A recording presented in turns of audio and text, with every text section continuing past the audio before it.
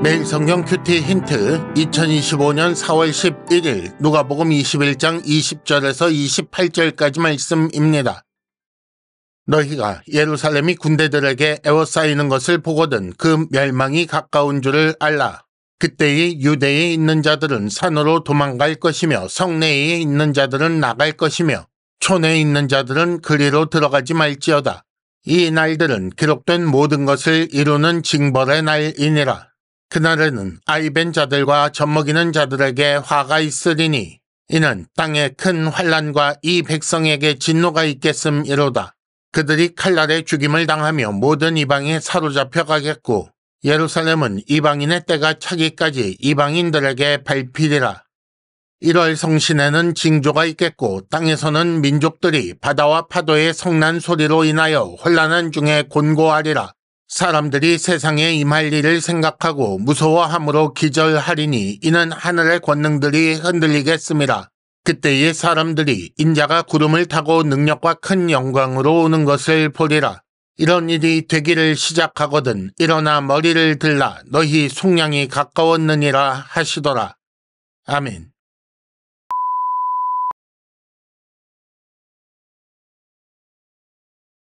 1단계 본문의 구조와 내용을 간단하게 정리하기.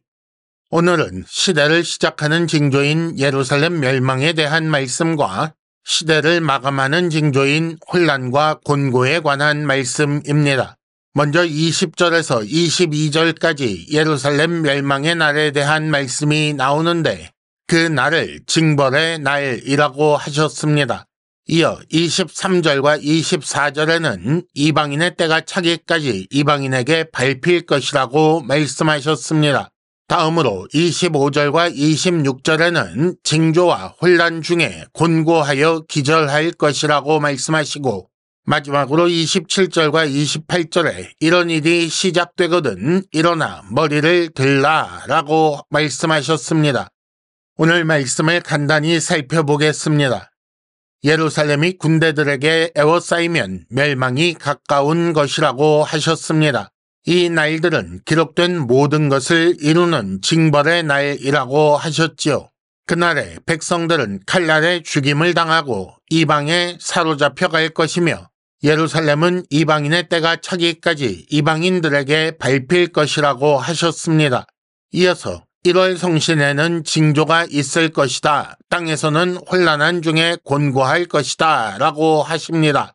이런 일을 겪으면서 사람들은 세상에 임할 일을 생각하고 무서워 기절한다고 하셨습니다.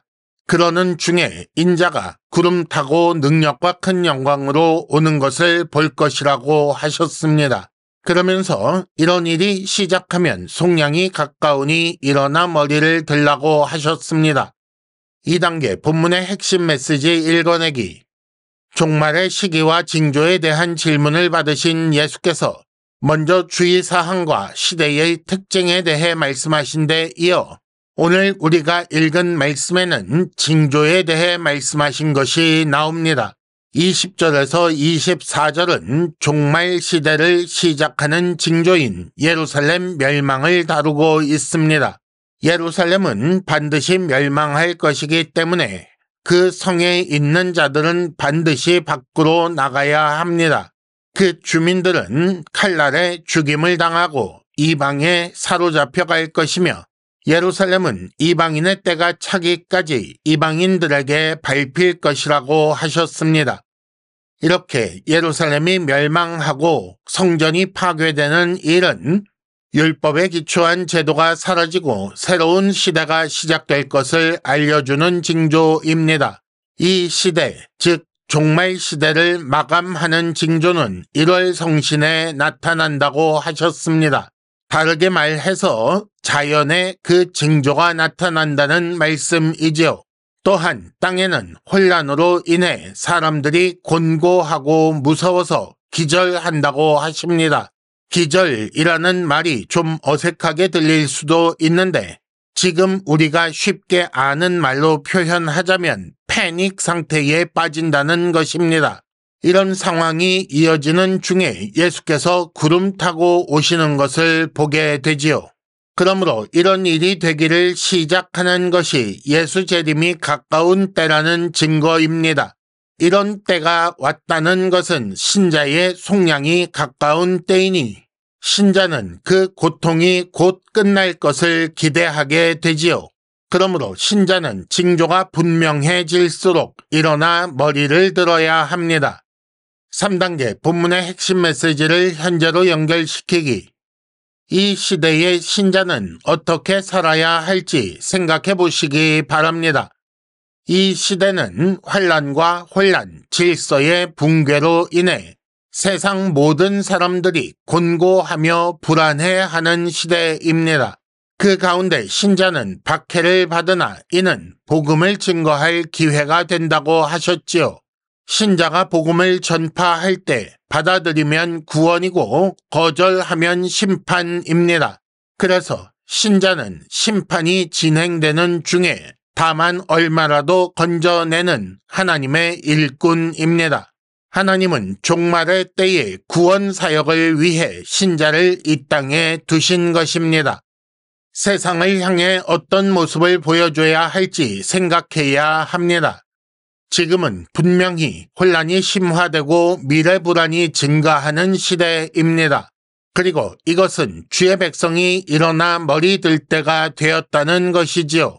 그런데 여전히 세상과 똑같은 것을 추구하면서 어떻게 복음을 전할 수 있겠습니까? 우리는 신자는 세상 속에서 당하는 작은 이익이나 손해 때문에 일희일비하지 말아야 합니다. 오히려 여유 있게 양보하며 평안하게 안식하는 모습을 가져야 합니다. 큐티 힌트, 어제보다 오늘 하나님 나라가 가까운 것은 분명합니다. 이상으로 2025년 4월 11일 매일 성경 큐티 힌트를 마칩니다. 여러분 큐티를 통해 은혜 많이 받으시기를 바랍니다.